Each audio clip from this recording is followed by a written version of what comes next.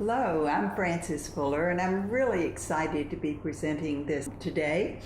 We're going to talk about hormones, where they come from, what they are, and how they affect different parts of the body. How many of us immediately think of women when we hear the word hormone? Well, the truth is that everyone, even men, have hormones. And actually, they have a huge impact on the emotions, but they also affect literally every function of our body. So, what are hormones? Well, they're substances that are produced by 9 glands of the endocrine system. And some of these substances act directly upon the glands that produce them and the neighboring cells, and others act on completely different parts of the body. So these glands are 3 of them in the head: the hypothalamus, the pineal, and the pituitary gland. 2 in the neck: the thyroid and the parathyroid. 1 just above the heart, the thymus. 1 just above the stomach, the pancreas. The adrenals, which are located just in the back, just above the kidneys, and then the ovaries or the testes, depending upon whether you're a female or male. So, before we talk about the hormones themselves, let's talk about how we can apply essential oils effectively and safely and utilize their benefits. There are actually 3 different models of aromatherapy: the English, the German, and the French. In the English model, generally oils are diluted in a vegetable oil and used in a very light touch massage over the entire body, which is quite relaxing. The German model focuses mainly upon inhalation, whether it is through inhaling by cupping hands over the nose, or whether it is by diffusing the oils in the room. And the French model focuses primarily upon topical application of the oils, undiluted often, and upon medicinally utilizing the oils internally. So which is better? Well, all have merits. So which should you use? Why not use all 3? So where are the best places to apply these oils? We all have our favorite places. And the fact is that no matter where you apply the oils, they will get to where they need to go in the body, because they will absorb directly into the bloodstream, and the blood goes throughout all the body. Now, for someone like me, I like to apply them close to where I'd like for them to end up. It just feels right to me. So, what are places on the body that will absorb very easily, very quickly? The bottoms of the feet are a very, very effective and safe place to apply oils. In fact, as far as skin sensitivity is concerned, the bottoms of the feet are the very best place that the oils can be applied. Other places might be the wrists, around the navel. You will find your favorite places to apply the oils, but always, when I apply an essential oil, I'm very careful to cup my hands over my nose and breathe in deeply 6 or 8 times to allow those little molecules to travel up the nose and to be absorbed in the membranes inside the nose and to go directly up to the brain, where they stimulate the emotional center of the brain. So, here are a few of the oils that I love to apply every single day. Stress Away. Why would I choose to apply Stress Away every day? Well, stress magnifies pain. So if you have any kind of pain, stress is going to be involved. And stress also creates an acidic condition in the body. Therefore, it's going to lower immune function. Besides, Stress Away also smells really, really nice. I also love to apply Cedar Wood every day because Cedar Wood actually stimulates the oxygen uptake in the brain. At my age particularly, I want my brain to function at its top at all times. So I apply Cedar Wood, and I apply it over the brain stem, right in the middle of the back of the skull, right at the base of the skull, that little soft area. I also love applying Endoflex. Endoflex can be applied anywhere, as I said. If you love the aroma, you may choose to apply it where you can smell it. If you don't like the aroma of an oil, you may choose to apply it on the bottoms of your feet. Wherever you apply it, it will get to where it needs to go. And Endoflex was created specifically to support the balance of the endocrine system, which is the hormone system. Then anyone who's ever been to one of my classes or read anything I've written knows my favorite blend of all is Believe. Not a day, not an hour goes by that I don't use Believe, because I find that this is one of the more balancing oils that I've ever used. And it gives me the support to believe in what I'm doing and what I'm thinking. And what are we without our belief? Geranium. Geranium is wonderful for actually many things in the body. It has a wonderful smell and a wonderful aroma, which I didn't really like initially, because if we are imbalanced in the components of an oil, we may find that we don't really love the aroma. And I wasn't really balanced in some of the things. For instance, it's known for its wonderful value for the heart function and for hormones. So I apply, actually, this is one of the 2 oils that I use every single day as part of my deodorant, because it's right there next to the lymph glands. Then there's Idaho Blue Spruce. This is extremely balancing for the emotions. And many have felt that it was an amazing oil for just balancing anything in the body.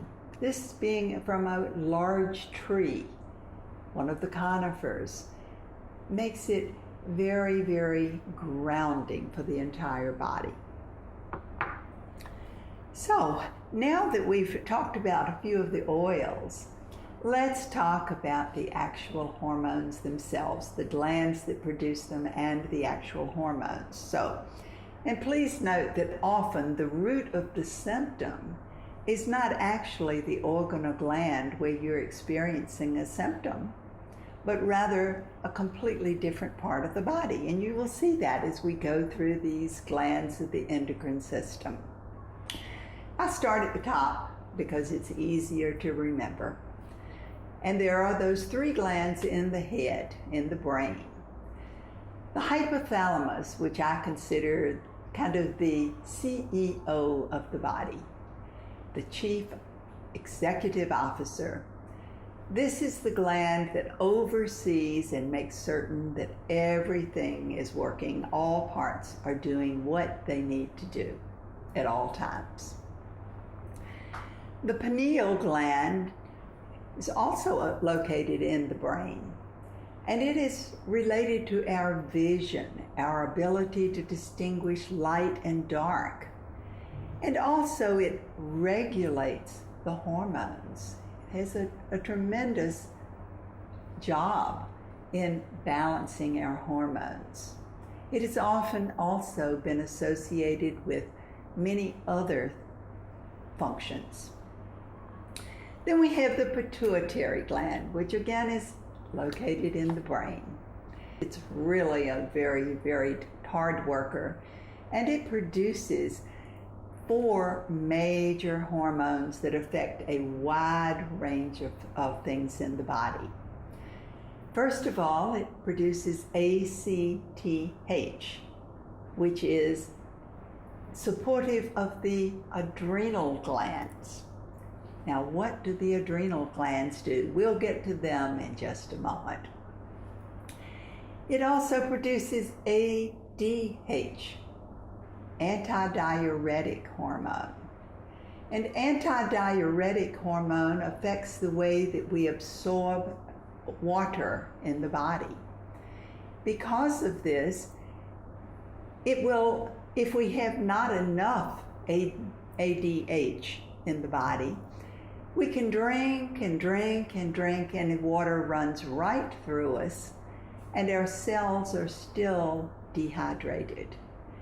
Yet if we have too much ADH, we may end up with edema, with swelling. Water, the amount of water that we retain in the body, has a lot to do with our blood pressure. So making sure that we have the right amount of ADH is quite important.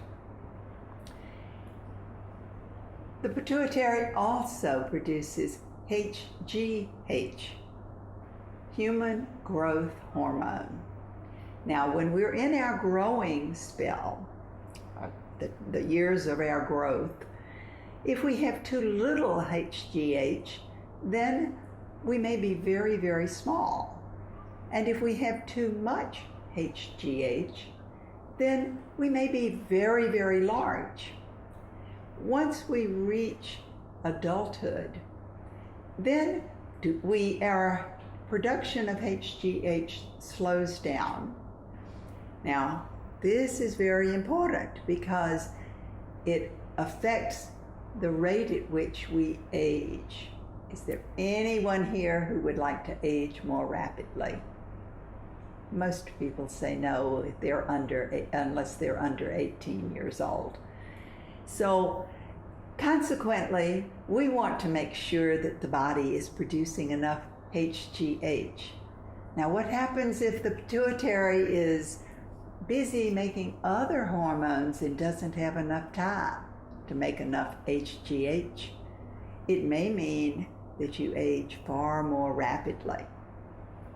Then the 4th major hormone that the pituitary produces is TSH, thyroid stimulating hormone. This does exactly what it sounds like it's going to do.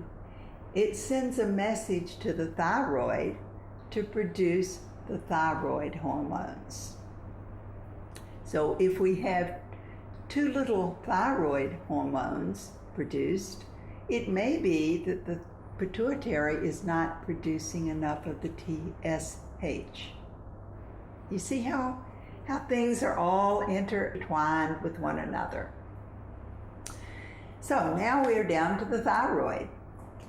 And the thyroid produces 3 major hormones: T3, T4, and calcitonin. T3 is short for a very long word that I would not begin to attempt to pronounce. But T3 is very definitely connected with how you metabolize food in the body. T4 is like our storage tank because it has to be first converted into T3 for the body to use it. Calcitonin has to do with how calcium is absorbed into the bones. I remember this because it rhymes with bone-in, calcitonin. Now, calcium in the bones is going to assist us in having strong, healthy bones. So it's very important that the thyroid gland produce enough of the calcitonin. Of course, if it's very busy producing T3 and T4, it may not produce enough of the calcitonin. And so actually, if one has osteoporosis or a lack of calcium in the bones, weaker bones, it may not be because we're not having enough calcium in the body, but rather because the thyroid is not producing enough of the calcitonin. You see how this is working? And now we're to the parathyroid gland, which is located in the little folds of the thyroid. The parathyroid produces one hormone, major hormone. Its job is to pull calcium out of the bones when the body needs it. Now, why would the body need to have calcium taken out of the bones? We have the calcitonin putting calcium in because we all want strong bones. Well, in order for the body to survive, the blood must be in a very narrow range as far as acidity, acid, and alkaline. If it gets over into the danger point of being too acidic, then the body goes into survival mode. And while one can live with unhealthy bones, one cannot live if the body is too acidic. Calcium is a wonderful acid neutralizer, an acid binder. So the body sends out this parathyroid hormone to find calcium in the body, and the greatest storage is the bones and the teeth, our bones. So it will draw them in to allow you to survive. So we have the thyroid attempting to have strong bones, putting calcium in, and the parathyroid pulling it out when it's necessary. Of course, the answer there is to eat and remain in a more neutral state so that the body doesn't have to go into that survival mode. You see how that works? Okay, now we're down to the thymus. The thymus is associated with immune function. Many of us have seen what did King Kong do to make himself stronger? Well, thumping on your chest gently. We don't want to break any bones or fingers or anything, but just tapping it can stimulate the thymus. And this can help your immune function. Of course, there are also essential oils that can support your healthy immune function because the thymus is producing those T cells, stimulating the production of T cells throughout the body. Then we have the pancreas, which is right over the stomach. And the pancreas has both a digestive function and an endocrine function. The digestive function produces enzymes, digestive enzymes, to help you get your food absorbed by the body. And the endocrine function, it produces insulin, which will allow you to neutralize or to regulate sugar metabolism in the body. Then we have the adrenal glands that are in the back over the kidneys. These are two very small glands, but they do a whole lot of work. They have to do with our energy level, our mineral balance, and our reproductive functions. Wow, that's a really wide array of things that these adrenal glands do. Many of us automatically think when we think of adrenaline of all that extra energy you get when the body is under stress. And this is very, very important because when we are in very stressful situations, we need that additional burst of energy produced by the adrenal glands. Unfortunately, most of us live lifestyles that keep us in a state of stress. Therefore, these poor adrenals are constantly producing adrenaline to give us a little bit more energy, and they get tired. In fact, there is actually a condition called adrenal fatigue.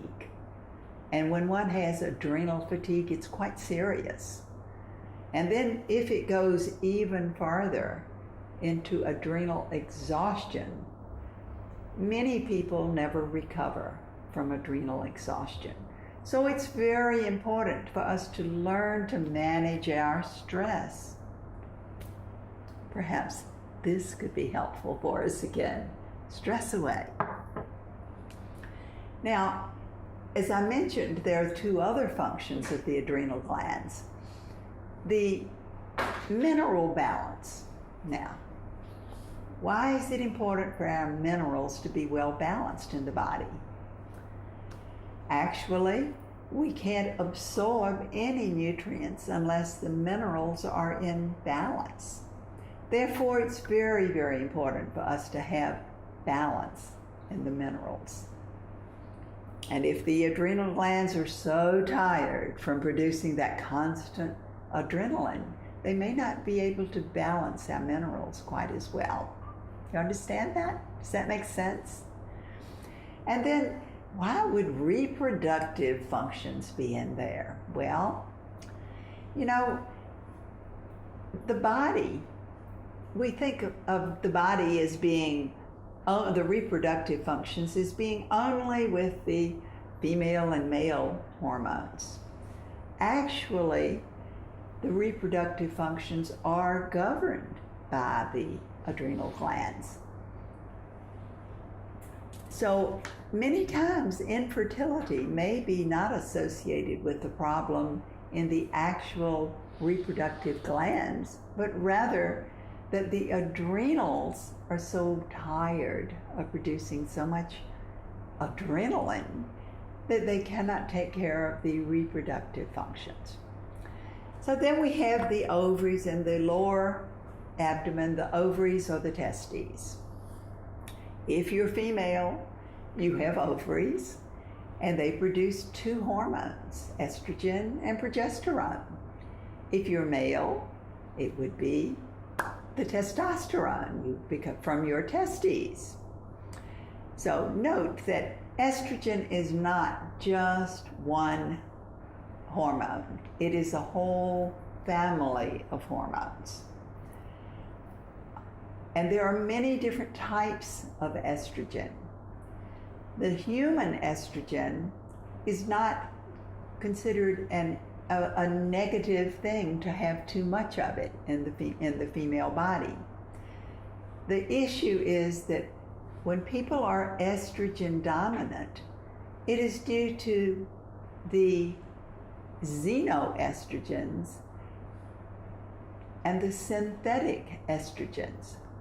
Synthetic estrogens are often thought of by many people as one of the most harmful substances in the entire body. And synthetic hormones can build up in the body. Now, there's also phytoestrogen. Phyto comes from plants. Anything that is plant-based is compatible with the body and actually more gentle than even the human estrogen. So when we apply plants to the body, some of which are known to have hormone-like action, it is not the same thing as taking a hormone. Does that make sense? If we're taking synthetic hormones, it does make a tremendous difference. If we're using plants or eating vegetables that have hormone, be considered to have hormone-like properties, it is not going to be a major negative effect upon the body. So what are some of the oils that might be helpful in maintaining balance in the entire endocrine system?